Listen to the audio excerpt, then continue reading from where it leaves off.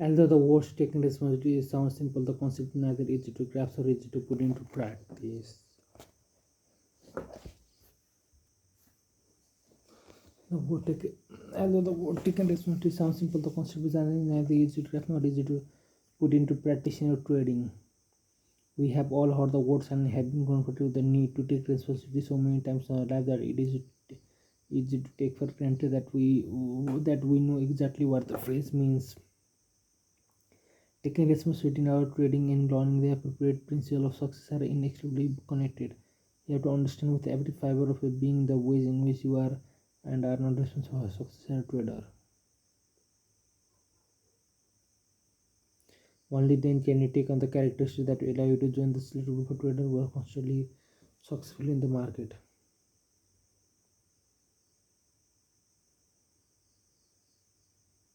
At the end of chapter 1, I introduced the idea of stepping into a future projection of yourself. In other words, the consistently successful trader that you want to become to the most contributor in the world. Is it one word any words here?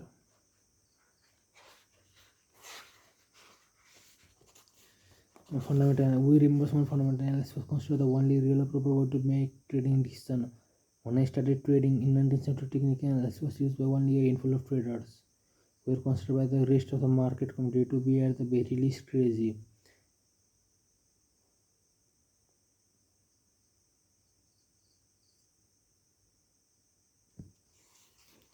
When I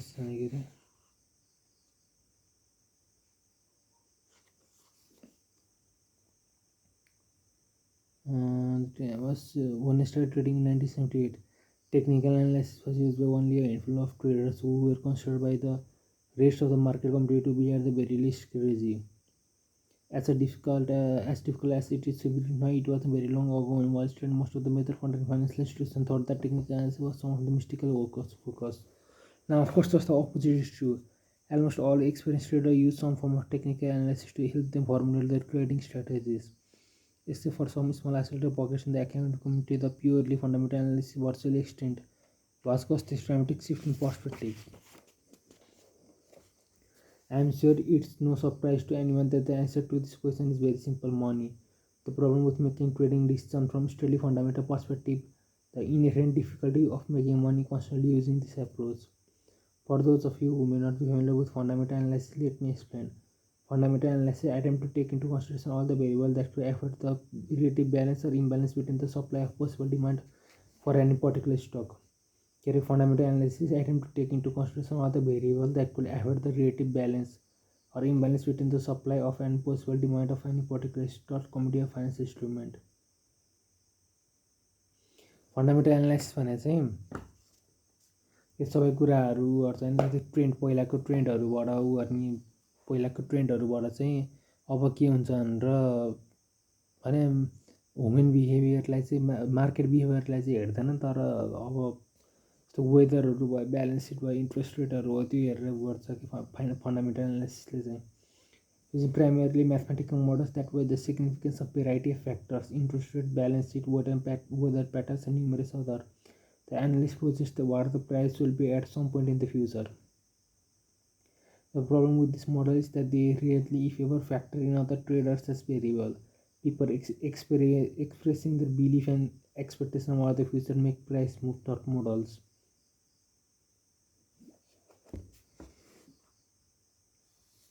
Will explain the belief and expectation of the future make price move, not models.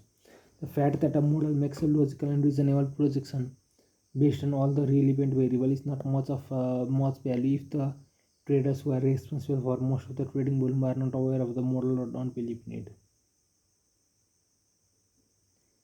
The fact that a model makes a logical and reasonable projection based on all the relevant value is not much of value if the traders who are responsible for most of the trading volume are not aware of the model or don't believe in it.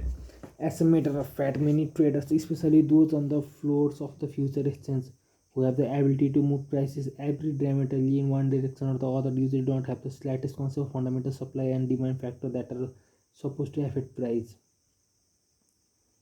Furthermore, at any given moment, much of the trading activity is prompted by a response to emotional factors that are completely outside the parameter of fundamental model. In other words, the people who trade and consequently move prices don't always act in a rational manner. Ultimately, the fundamental analyst could find that a prediction about where prices will be at some point in the future is correct. But in the meantime, price movement will be so volatile that it will be very difficult, if not impossible, to stay in a trade in order to realize the objective. The shift to technical analysis. Technical analysis has been around for as long as there have been organized market in the form of exchange. Technical analysis has been around for as long as there have been organized market in the form of exchange. But the trading community didn't accept technical analysis as a viable tool for making money until the late 1970s or the early 1980s. Here's what the technical analysts knew that it took the mainstream market community generation to catch on to. A finite number of traders participate in the market on any given day, week, or month. Many of these traders do not do same kinds of things over and over in the attempt to make money. In other words, individuals develop behavior patterns and a group of individuals interacting with one another on a consistent basis from collective behavior patterns. These behavior patterns are observable and quantifiable, and they repeat themselves with statistical reliability. Technical analysis is a method that organizes the collective behavior into identifiable pattern that can give a clear indication of when there is a greater probability of one thing happening over another.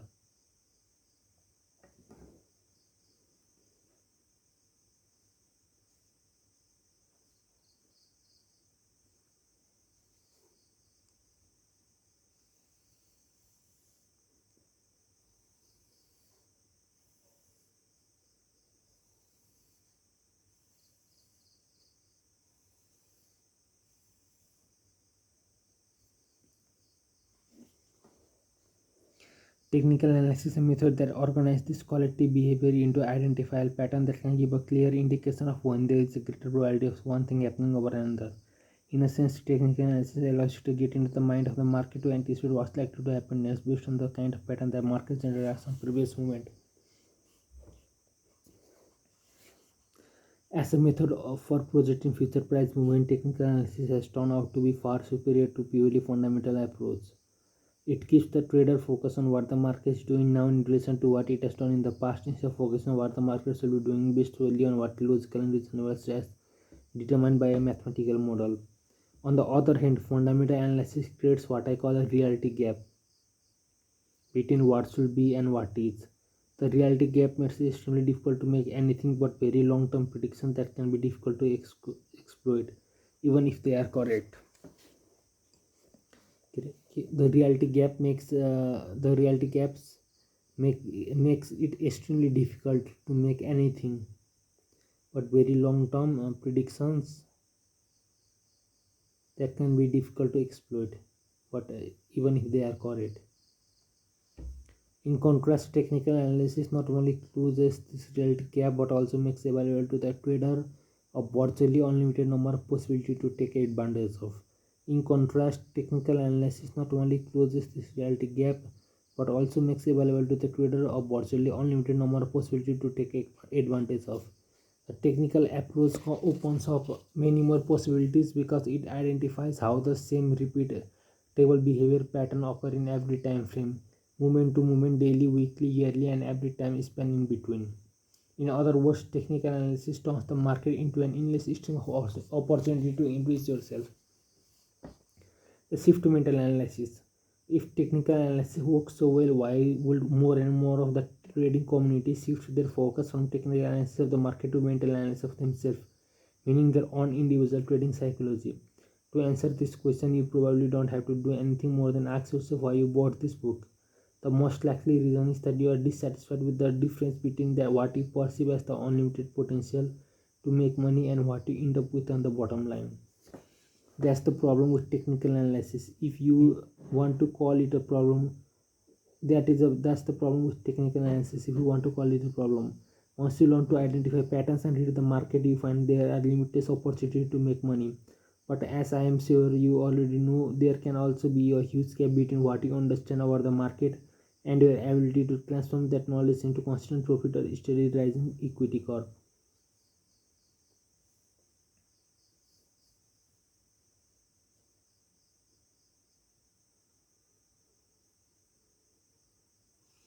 Think about the number of times you look at a price chart and say to yourself, it looks like the market is going up or down as the case may be, and what you thought was going to happen actually happened. But you did nothing except watch the market move while you anguish over all the money you could have made. There's a big difference between predicting that something will happen in the market and thinking about all the money you could have made and the reality of actually getting into and get out of trades. I call this difference and others like it a psychological gap that can make trading one of the most difficult endeavors you could choose to undertake and certainly one of the most mysterious to master. The big question is, can trading be mastered? Is it possible to experience trading with the same ease and simplicity implied when you are only watching the market and thinking about success as opposed to actually having to put on and take out the trades? Not only is the answer an unequivocal yes, but that's also exactly what this book is designed to give you, the insight and understanding you need about yourself and about the nature of trading. So the result is that actually doing it becomes as easy, simple, and stress-free as when you are just watching the market and thinking about doing it. This may seem like a tall order, and to some of you, it may even seem impossible, but it is not. There are people who have mastered the art of trading, who have closed the gap between the possibility available and their bottom line performance.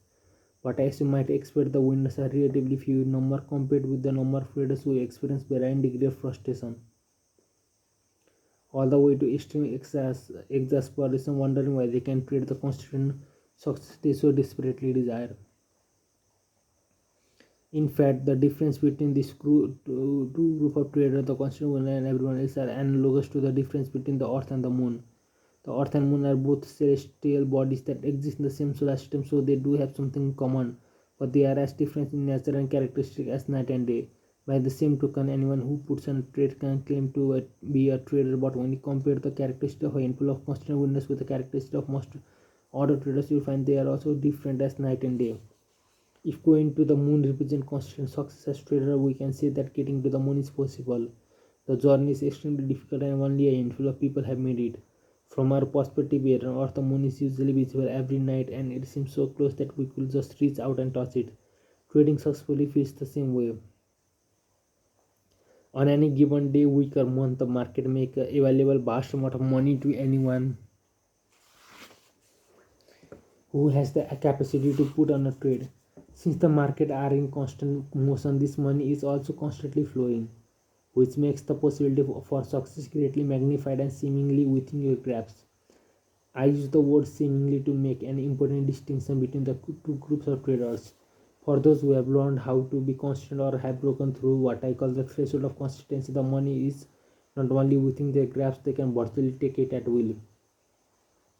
I am sure that some will find this statement shocking or difficult to believe, but it is true. There are some limitations, but for the most part, money flows into the account of this trader with such ease and effortlessness that it literally boggles most people's minds. However, for the traders who have not evolved into this select group, the word seemingly means exactly what it implies. It seems as if it seems as if the consistency or ultimate success they desire is at hand or within the grasp just before it slips away or evaporates before their eyes time and time again. The only thing about trading that is constant with this group is emotional pain. Yes, they certainly have moment of elation, but it is not an exaggeration to say that most of the time they are in a state of fear, anger, frustration, anxiety, disappointment, betrayal, and regret.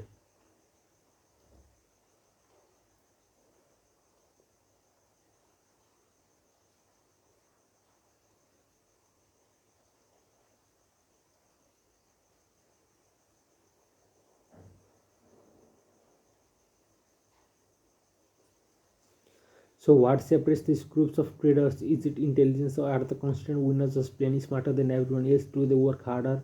Are they better analysts or do they have access to better trading system? Do they possess inherent personality characteristics that make it easier for them to deal with the intense pressure of trading? All of these possibilities sound quite plausible, except when you consider that most of the trading industry failures are also some of the society's brightest and most accomplished people. The largest group of constant losers is composed primarily of doctors, lawyers, engineers, scientists, CEOs, wealthy retirees, and entrepreneurs. Furthermore, most of the industry-based market analysts are the worst traders imaginable. Intelligence and good market analysis can certainly contribute to success, but they are not defining factor that separate the constant winner from everyone else. Well, if it is the intelligence or better analysis, then what could it be? Having worked with some of the best and most some of the worst traders in business and having helped some of the worst become some of the best, I can state without a doubt that there is a specific reason why the best traders constantly outperform everyone else. If I had to distill all of the reason down to one, I would simply say that the best traders think differently from the rest. I know that doesn't sound very profound, but it does have profound implication if you consider what it means to think differently. To one degree or another, all of us think differently from everyone else.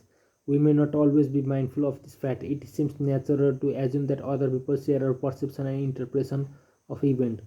In fact, this assumption continues to seem valid until we find ourselves in a basic fundamental disagreement with someone about something we both experience.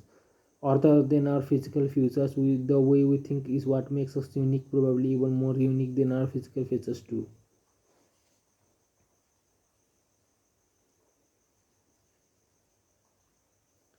Let's get back to traders. What is different about the way the best trader think as opposed to how those who are still struggling think? Let's get back to traders. What is different about the way the best traders think as opposed to how those who are still struggling think? While the market can be described as an arena of endless opportunities, they simultaneously confront the individual with some of the most sustained adverse psychological conditions you can expose yourself to.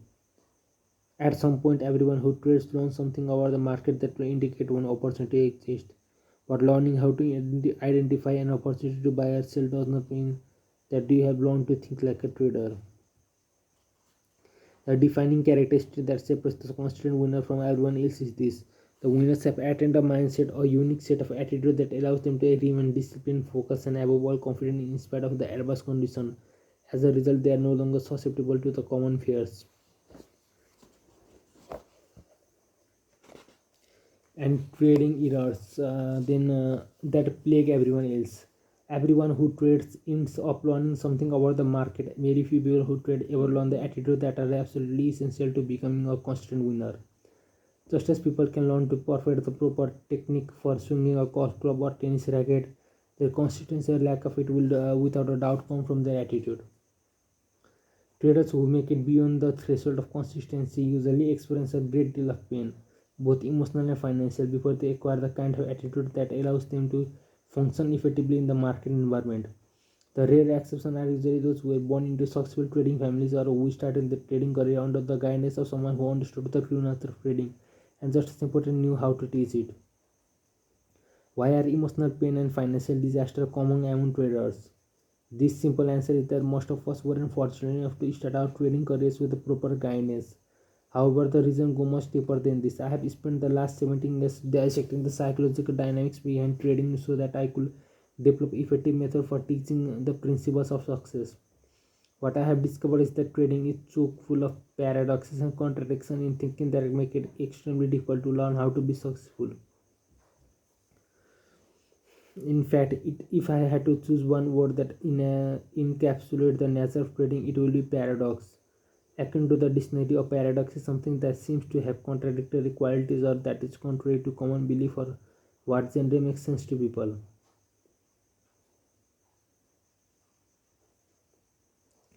Financial and emotional disasters are common among traders because many of the perspective, attitudes, and principles that would otherwise make perfect sense and work quite well in our daily lives have the opposite effect in the trading environment. They just don't work. Not knowing this, most traders start their career with a fundamental lack of understanding of what it means to be a trader.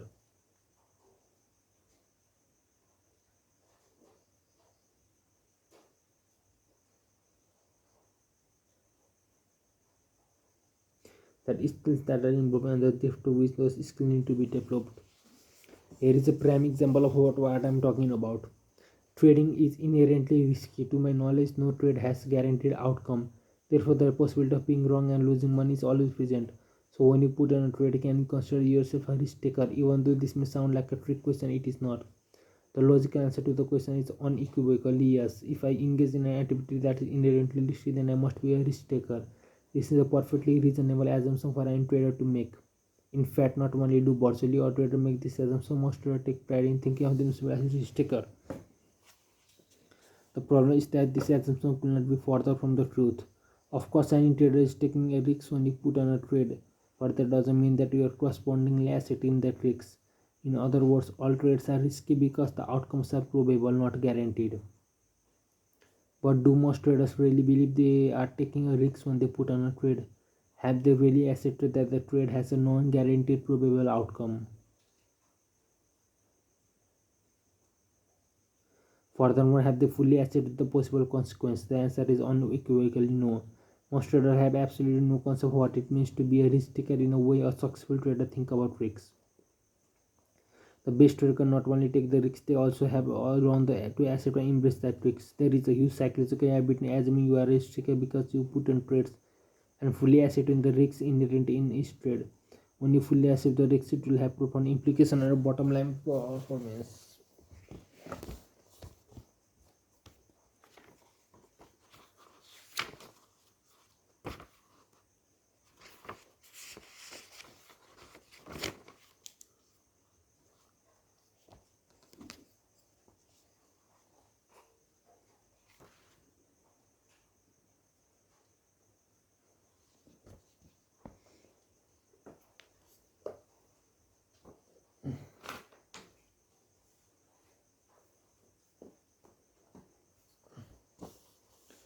And the best traders can put on a trade without the slightest bit of hesitation or conflict, and just as freely and without hesitation or conflict admit it isn't working. They can get out the trade even with a loss, and doing so does not result in the slightest bit of emotional discomfort. In other words, the risks inherent in trading do not cause the best trader to lose the discipline, focus, or sense of confidence. If you are unable to trade without the slightest bit of emotional distress, discomfort, especially fear, then you have not learned how to accept the risks inherent in trading.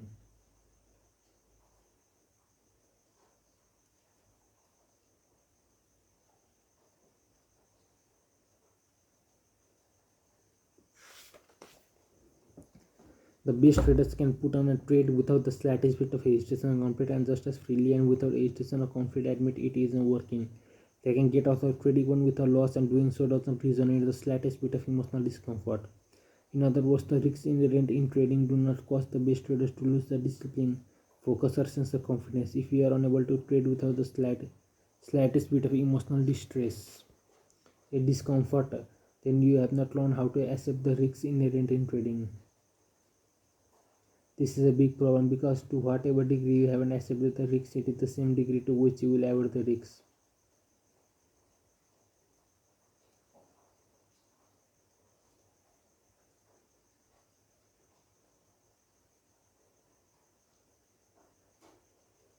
Trying to avoid something that is unavoidable will have disastrous effect on how to trade successfully.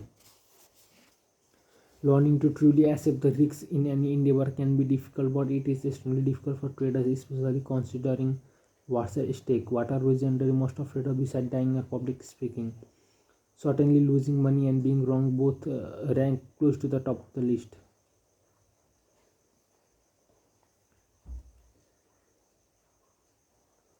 Admitting we are wrong and losing money to boost can be extremely painful and certainly something to be avoided. Yet as trader we are confronted with these two possibilities virtually every moment we are in trade.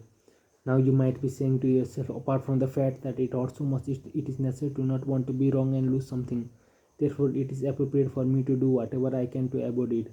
I agree with you, but it is also this natural tendency that makes trading, which looks like it will be easy, extremely difficult. Trading presents us with a fundamental paradox. How do we remain undisciplined, focused, and confident in the face of constant uncertainty? When you have learned how to think like a trader, that's exactly what you'll be able to do. Learning how to redefine your trading activities in a way that allows you to completely accept the risks is the key to thinking like a successful trader. Learning how to redefine your trading activities in a way that allows you to completely accept the risks is the key to thinking like a successful trader. Learning to accept the risks is a trading skill, the most important skill you can learn.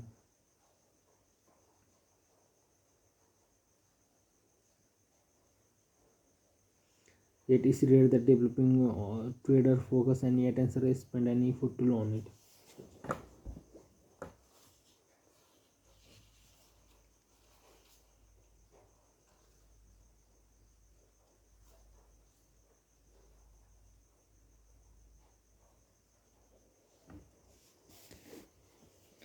When you learn the trading skill of risk acceptance, the market will not be able to generate information that you define or interpret as painful. If the information the market generates doesn't have the potential to cause you emotional pain, there's nothing to avoid. It is just information telling you what the possibilities are. This is called an objective perspective, one that is not skewed or distorted by what you are afraid is going to happen or not happen.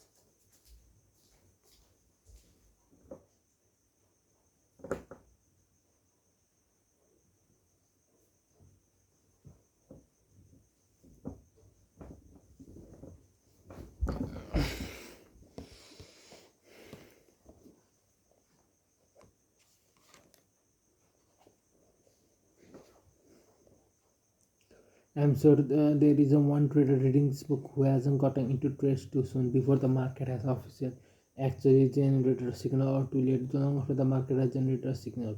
What trader hasn't convinced himself not to take a loss and as a result had it turned into a bigger one, or got out of winning trades too soon, or found himself in winning trades but didn't take any profit at all, and then let the trades turn into losers or move stop losses closer to its entry point, but only to get stop out and have the market to go back in its direction. These are but a few of many error traders spot positive upon themselves time and time again. These are not market generators errors. These errors do not come from the market. The market is neutral in the sense that it moves and generates information about itself. Movement and information provide each of us with the opportunity to do something, but that's all.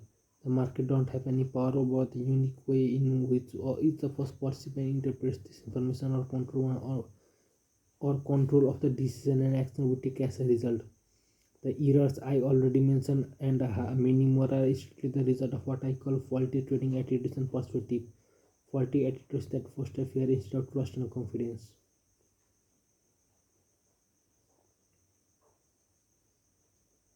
I don't think I could put the difference between the consistent winners and everyone else more simply than this. The best traders aren't afraid. They aren't afraid because they have developed attitudes that give them the greatest degree of mental flexibility to flow in and out of trades based on what the market is telling them about the possibilities from its perspective. At the same time, the best traders have developed attitudes that prevent them from getting reckless. Everyone else is afraid to some degree or another. When they are not afraid, they have the tendency to become reckless and to create the kind of experience for themselves that will cause them to be afraid from that point on.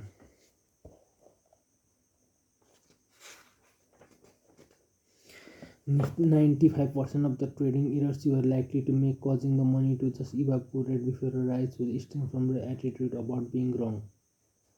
Losing money, missing out, and leaving money on the table, what I call the four primary trading fears.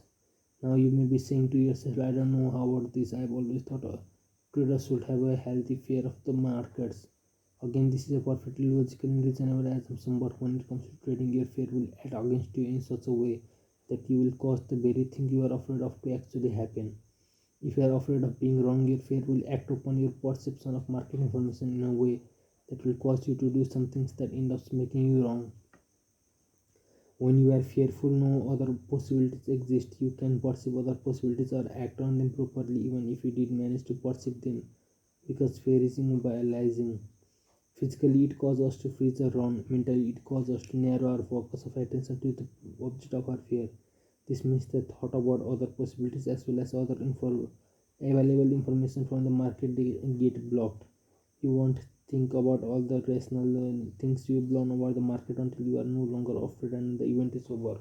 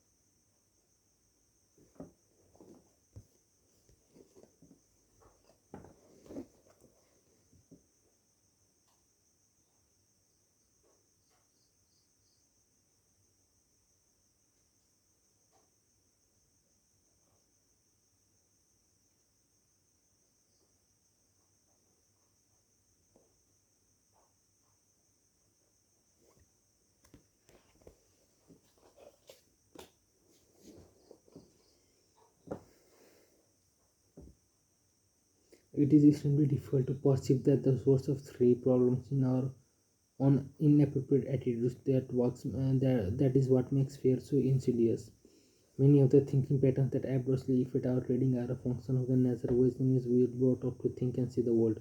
These thinking patterns are so deeply ingrained that it really occurs to us that the source of our trading difficulties is internal, derived from our state of mind. Indeed, it seems much more natural to see the source of problem as external in the market because it feels like the market is causing our pain, frustration, and dissatisfaction. Obviously, these are abstract concepts and certainly not something our traders are going to concern themselves with. Yet, understanding the relationship between belief, attitude, and perception is as fundamental as to trading as learning how to serve is to tennis or as learning how to swing to club is to golf.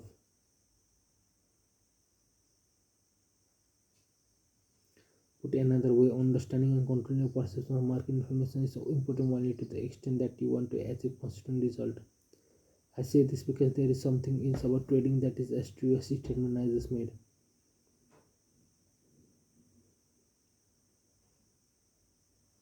You don't have to know anything about yourself or the market to put on a winning trade. Just as you don't have to know the proper way to swing a tennis racket or golf club in order to hit a good shot from time to time. The first time I played golf, I hit several good shots throughout the game, even though I hadn't learned any particular technique. But my score was still over 120 for 18 holes. Obviously, to improve my over score, I needed to learn technique. Of course, the same is true for trading. We need technique to achieve consistency, but what technique? This is truly one of the most powerful aspects of learning how to trade effectively.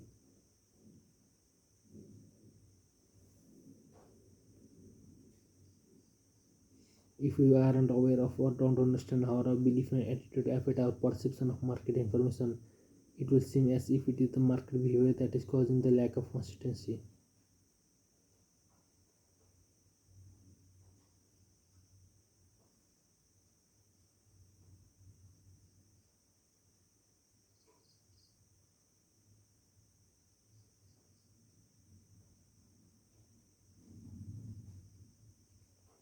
As a result, it will stand to reason that the best way to avoid loss and become consistent will be to learn more about the market. This bit of logic is a trap that almost all traders fall into at some point, and it seems to make perfect sense. But this approach doesn't work. The market simply offers too many, often conflicting variables to consider. Furthermore, there are no limit to the market behavior. It can do anything at any moment. As a matter of fact, because every person who trades the market variable, it can be said that any single trader can cause virtually anything to happen. This means that no matter how much you learn about the market behavior, no matter how brilliant an analyst you become, you will never learn enough to anticipate every possible way that the market can make you wrong or cause you to lose money. So, if you are afraid of being wrong or losing money, it means you will never learn enough to compensate for the negative effect these fears will have on your ability to be objective and ability to act without hesitation.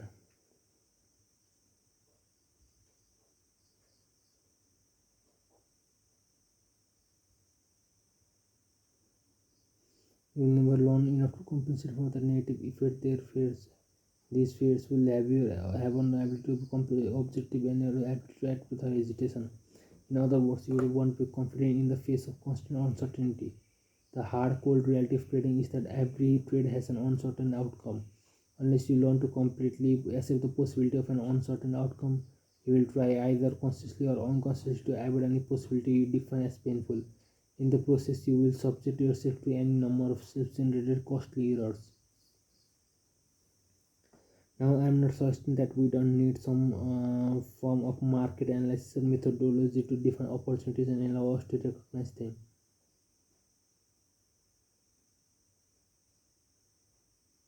We certainly do. However, market analysis is not the path to consistent result. It will not solve the trading problems created by lack of confidence, lack of discipline, or improper focus. When you operate from the assumption that more or better analysis will create consistency, you will be driven to gather as many market variables as possible into your arsenal of trading tools. But what happens then? You are still disappointed and betrayed by the market time and again because of something you didn't see or give enough consideration to. Now I'm suggesting that we don't need some form of market analysis methodology to define opportunity and allow us to recognize them. We certainly do. However, market analysis is not the path to consistent result. It will not solve the trading problems created by lack of confidence, lack of discipline, or improper focus. When you operate from the assumption that more or better analysis will create consistency, you will be driven to gather as many market values as possible into your arsenal of trading books. But what happens then? You are still disappointed and betrayed by the market time and again because of something you didn't see or give enough consideration to.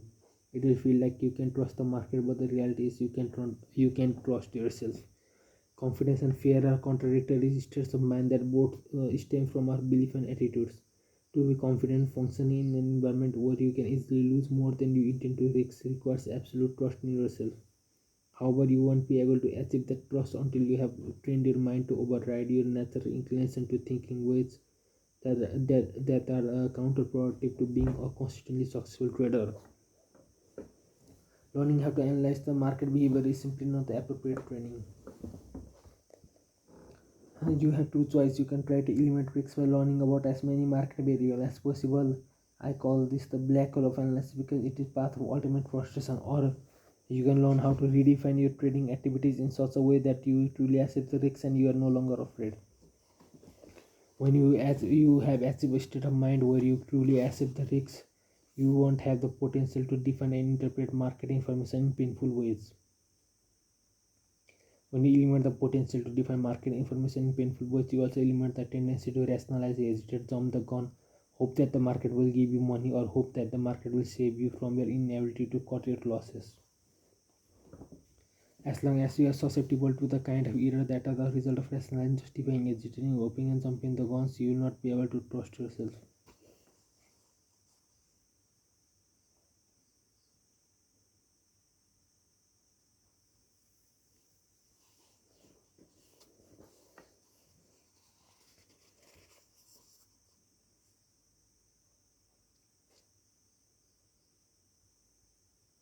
If you can trust yourself to be objective and to always act in your own best interest, achieving constant result will be next to impossible.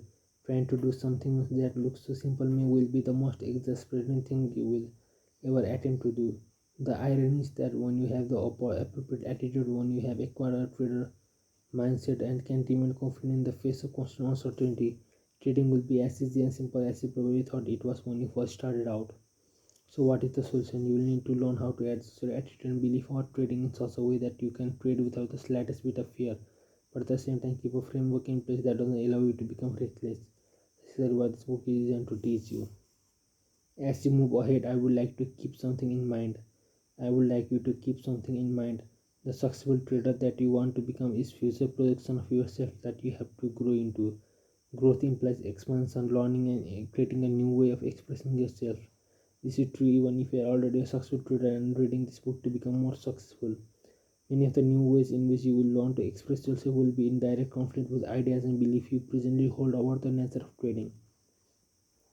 You may or may not already be aware of some of this belief. In any case, what you currently hold to be true about the nature of trading will argue to keep things just the way they are, in spite of the frustration and unsatisfying result.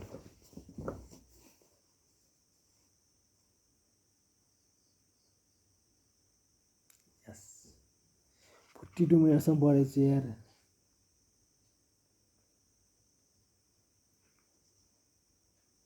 52 plus 59. 7, एक घन्टा भएछ त. This internal argument and natural math challenge in this book is to help you resolve this argument as efficiently as possible. Your willingness to consider that other possibilities exist, possibility that you may not be aware of or may not have given enough consideration to, will make the learning process faster and easier. The lore and the dangers of trading. Oh, कति चाहिँ मन पढेछु त यार चाहिँ होस्.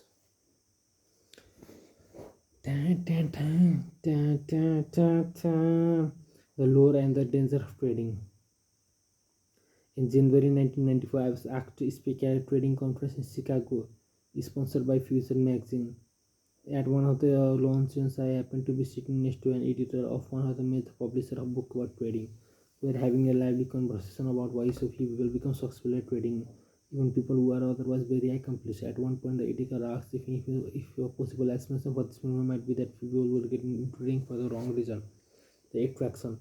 I had to pause for a moment to think about this. I agree that many of the typical reasons people are motivated to trade, the action, euphoria, desire to be hero, the attention one can draw to himself by winning, or the self-pity that comes from losing, create problems that will ultimately detract from a trader's performance and overall success. But the true underlying attraction to trading is far more fundamental and universal. Trading is an activity that offers the individual unlimited freedom of creative expression or freedom of expression that has been denied most of us for most of our lives. Of course, the editor asked me what I meant by this. I explained that in the trading environment we make almost all of the rules. This means there are very few restrictions or boundaries on how we can choose to express ourselves. Of course, there are some formalities such as having to become a member of an exchange to be a floor trader or meeting the minimum financial requirement to open a broker's account if you are an off the floor trader. But otherwise, once you are in a position to start trading, there is possibility that exists for how you go about doing it are virtually limitless. I went on to give him an example from a seminar I attended several years ago. Someone had a calculator that if you combine bond futures, bond option, and the cash bond market, there would be over 8 billion possible split combination. Now, here the timing consideration based on how you read the prevailing market condition and the various ways to trade become virtually limitless. The editor paused for a moment and asked, "But why would having access to such an unrestricted environment result in fairly consistent failure?" I answered, "Because unlimited possibilities coupled with the unlimited freedom to take advantage of this possibility present the individual with unique and specialized psychological challenge that very few people are properly equipped to deal with or have any awareness of for that matter, and people can exactly work on overcoming something they don't even know is the problem."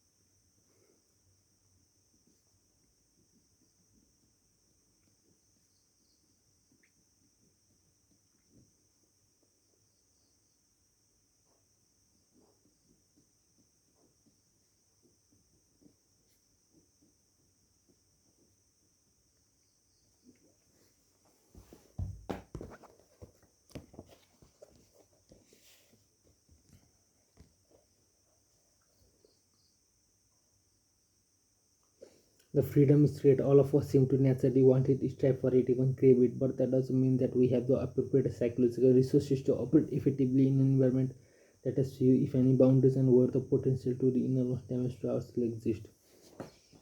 The freedom is great. All of us seem to naturally want it, strive for it, even crave it. But that doesn't mean that we have the appropriate psychological resources to operate effectively in an environment that has few, if any, boundaries and where the potential to the enormous damage to ourselves exist. Almost everyone needs to make some mental adjustment regardless of their educational background, intelligence, or how successful they have been in other endeavors. The kind of adjustment I'm talking about have to do with recreating an internal mental structure that provides the creator with the greatest degree of balance between the freedom or to do anything and the potential that exists to do experience both the financial and psychological damage that can be direct result of the freedom. Creating a mental structure can be difficult enough, especially creating a mental structure can be difficult enough, especially if what you want to instill is in conflict with what you already believe. But for those of us who want to be traders, the difficulty of creating the appropriate structure is invariably compounded by a backlog of mental resistance that start developing at very earliest stage of our lives. All of us are born into some sort of social environment. A social environment of society, whether it's a family, city, state, or country, implies the existence of structure. Social structure consists of rules, restrictions, boundaries, and a set of beliefs that become a code of behavior that limits the ways in which individuals within that social structure can or cannot express themselves. Furthermore, most of the limitations of social structure were established before we are born. In other words, by the time any of us get here, most of the social structure governing our individual expression is in place and well entrenched. It is easy to see why a society need for structure and the individual need for self-expression can conflict. Every person who wants to master the art of trading faces just such a fundamental conflict. I would like you to ask yourself what one characteristic of form of personal expression is common to every child born on this planet, regardless of the location, culture, or social situation the child is born into. The answer is curiosity. Every child is curious, every child is eager to learn. They can be described as little learning machines. Consider the nature of curiosity. At its most fundamental level, it is a force. More specifically, it is an inner directed force. which means there is no necessity to motivate a child to learn something. Left on their own, children will naturally explore the surrounding. What is more, their inner director's force also seems to have its own agenda. In other words, even though all children are curious, not all children are naturally curious about the same things. There is something inside each of us that directs our awareness to certain objects and types of experience to the exclusion of others. Even infants seem to know what they want and don't want. When adults encounter this unique display of individuality expressed by an infant, they are usually surprised. They assume that infants have nothing inside of them that makes them uniquely who they are. How is would infant express their individuality then by what in their environment attracts and repels them? I call this inner directed guidance the force of natural attraction. Natural attraction are simply those things about which we feel a natural or passionate interest. Ours is a big and diverse world, and it offers each of us a great deal to learn about and experience. But that doesn't mean each of us has a natural or passionate interest in learning about or experience all there is. There is some internal mechanism that makes us naturally selective. If you think about it, I'm sure you will list many things to do or be that you have absolutely no interest in. I know I could. You could also make another list of things you are only marginally interested in. Finally, you could list everything you have a passionate interest in. Of course, the list gets smaller as the interest level lies. Where does passion and interest come from? My personal view is that it comes from the deepest level of our being and the level of our true identity. It comes from the part of us that exists beyond the characteristics and personality trait we acquire as a result of our social upbringing. The dangers. It is at the deepest level of our being that the potential of conflict exists. The social structure that we are born into may or may not be sensitive to this inner directed needs and interests. For example, you may have been born into a family of extremely competitive athletes but feel a passionate interest in classical interest or art. You may even have natural athletic ability but no real interest in participating in an athletic event. Is there any potential for conflict here? In a typical family, most members will put a great deal of pressure on you to follow in the footsteps of a brother, sister, or parent. They do everything possible to teach you their ways and how to get the most out of athletic ability. They discourage you from seriously pursuing any other interest. You go along with what they want because you don't want to be ostracized, but at the same time, doing what they want you to do just doesn't feel right. As everything you've learned and been taught argues in favor of becoming an athlete, the problem is it doesn't feel like who you are. The conflicts that result from what we are taught about who we are supposed to be and the feeling that resonates at the deepest level of our being is not at all uncommon.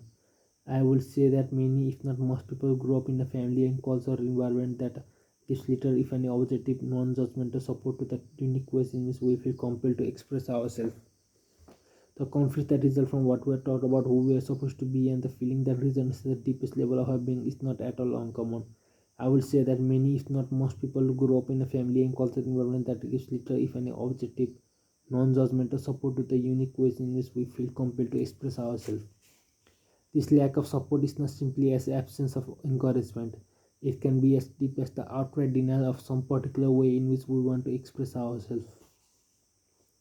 For example, let's look at a common situation. A toddler who for the first time in his life notices this thing, which we call a vase, on the coffee table. He is curious, which means there is an inner force that's compelling him to experience this object.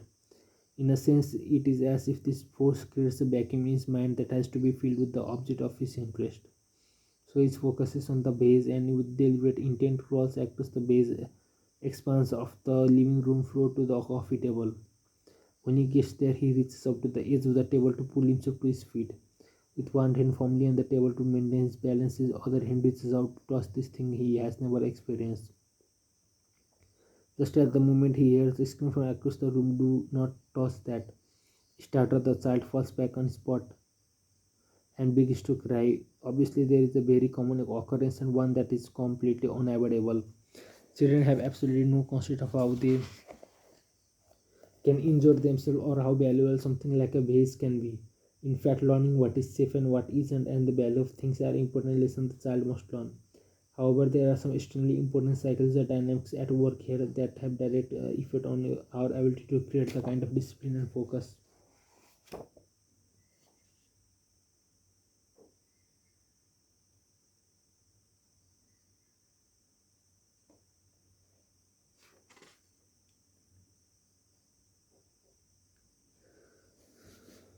necessary to treat effectively later in life. What happens when we are denied the opportunity to express ourselves in the way we want to, or we are forced to express ourselves in a way that doesn't correspond with the natural selection process? The experience creates an offset. Being offset implies an imbalance. What exactly is out of balance? For something to be out of balance, there has to be something that in imbalance or in equal proportion in the first place. That something is the relative degree of correspondence that exists between our inner mental environment and the external environment where we experience our lives.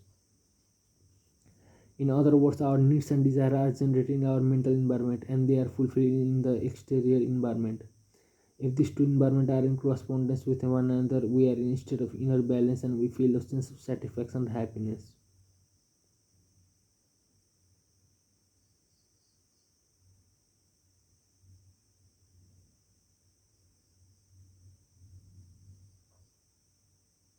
If these environments are not in correspondence, we experience dissatisfaction, anger, and frustration, or what is commonly referred to as emotional pain.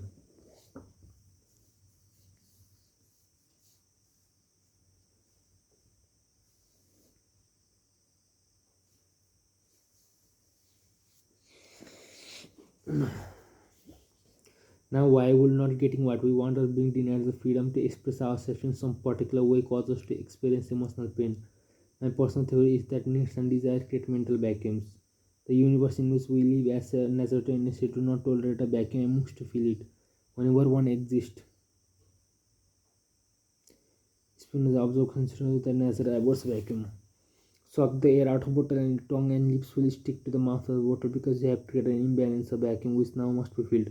What are the dynamics behind the expression? Necessity is the mother of all invention. The recognition that a need creates a mental vacuum that the universe will fill with inspiring thought if your mind is receptive. The thought in turn can inspire movement and expression that result in the fulfillment of that need. In this respect, I think our mental environment works like the universe at large. Once we recognize the need or desire, we move to fill the vacuum with an experience in the external environment. If we are denied the opportunity to pursue the object of this need or desire, it literally feels as we are not whole or that something is missing, which put us into a state of imbalance or emotional pain. Do our mind also ever a vacuum once one has been created? Take a toy away from a child who is not finished playing with it, regardless of how good the reason may be for doing so, and the universal response will be emotional pain. By the time we are 18 years old, we have been on Earth approximately 6,570 days. On average, how many times per day does the typical child hear a statement like, "No, no, you can do that, you can do it that way, you have to do it this way, now, not now, let me think about it. I will let you know it can be done. What makes you think you can do it? You have to do it, you have no choice." These are just a few of the relatively nice ways in which all of us are denied individual expression as we grow up. Even if we only heard such statement once or twice a day, that still adds up to several thousand denials by the time we reach adulthood. I call this kind of experience denied impulse or to learn impulse that are based on an inner need, originating from the deeper part of our identity from the natural selection process.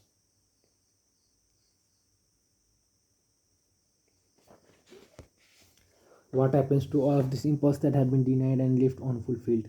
Do they just go away? They can if they are reconciled in some way. If we do something or someone else does something to put our mental environment back into balance, what can put our mental environment back into balance? There are a number of techniques. The most natural one, especially for a child, is simply to cry. Crying is a natural mechanism, natural way of reconciling these denied, unfulfilled impulses. Scientific research has found tears to be composed of negatively charged ions. If allowed to take its natural course, crying will expel the negatively charged energy in our minds and bring us back to a state of balance, even though the original impulse was never fulfilled. The problem is that most of the time, events are not allowed to take their natural course, and the denied impulses are never reconciled, at least not while we are still children. There are many reasons why adults don't like it when their children, especially boys, cry and do everything they can to discourage this behavior. There are just as many reasons why adults will not bother to explain to children why they are being forced to do something they don't want to do. Even if adults do try, there are no assurance that they will be effective enough to reconcile the imbalance. What happens if the impulses aren't reconciled? They accumulate and usually end up manifesting themselves in any number of addictive and compulsive behavior patterns. A very loose rule of thumb is whatever we believe we are deprived of as children can easily become addiction in childhood. For example, many people are addicted to attention. I am referring to people who will do most anything to draw attention to themselves. The most common reason for that is that they believe they didn't get enough attention, that they are young or didn't get it when it was important to them.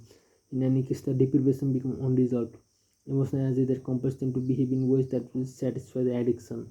What important for us to understand about this unreconciled denied impulse that exists in all of us is how they affect our ability to stay focused and take a disciplined, consistent approach to our trading.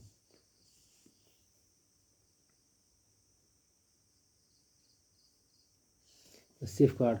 To operate effectively in the trading environment, we need rules and boundaries to guide our behavior. It is simple fact of trading.